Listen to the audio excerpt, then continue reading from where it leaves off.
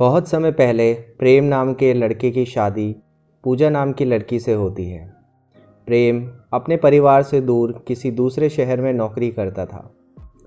शादी के बाद पूजा प्रेम के घर आती है और प्रेम भी कुछ दिन अपने घर में बिताता है।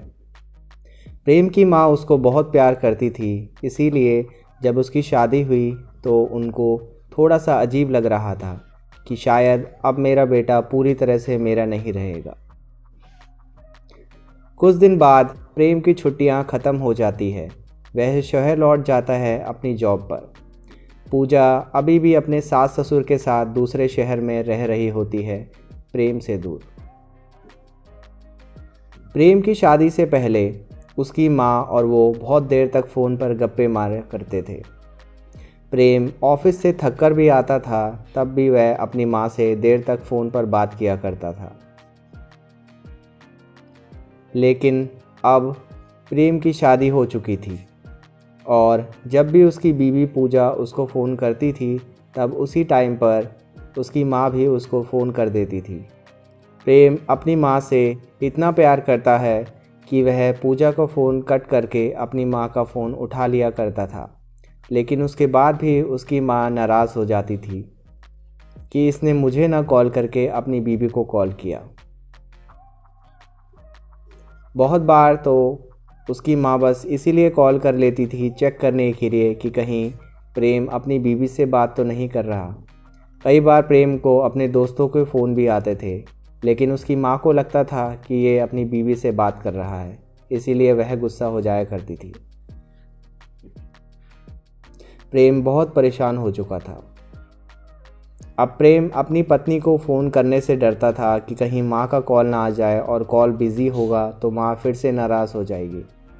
दूसरी तरफ पूजा अपने पति को कॉल करती थी बार बार, लेकिन वो फ़ोन नहीं उठाता था, बस मैसेज में ही बात कर लेता था। पूजा अब मन ही मन अपनी सास को देखकर चिढ़ने लगी थी। उसको लगता था कि यह हमेशा अपने बेटे से फ़ोन पर बात करती है और इसी वजह से मुझे अपने पति से बात करने का मौका नहीं मिल पाता।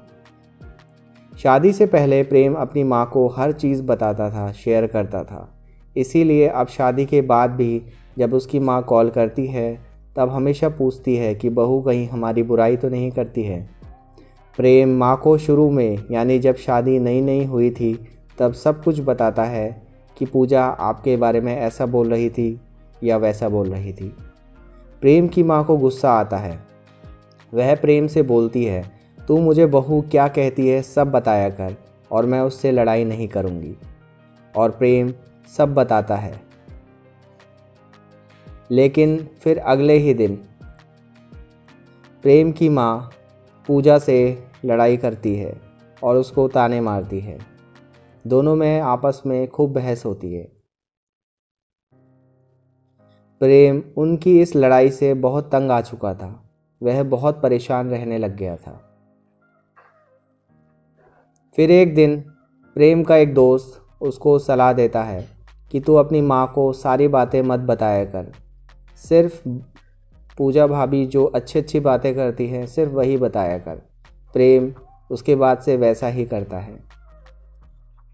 प्रेम अपनी माँ को कहता है, मम्मी आपकी बहू अब पहले से ठीक हो गई है, अब वह कोई भी बुराई नहीं करती और आप चिंता मत करो, अगर वह बुराई करेगी भी तो मैं उसको डांट लगा दूंगा। यह सुनकर प्रेम की माँ खुश हो जाती है और धीरे धीरे उनकी लड़ाइयाँ कम होने लगती है। प्रेम की माँ अपनी बहू पूजा को बहुत अच्छा मानती थी, लेकिन बस उसको यही डर होता था कि कहीं यह मेरे बेटे को मुझसे दूर ना कर दे।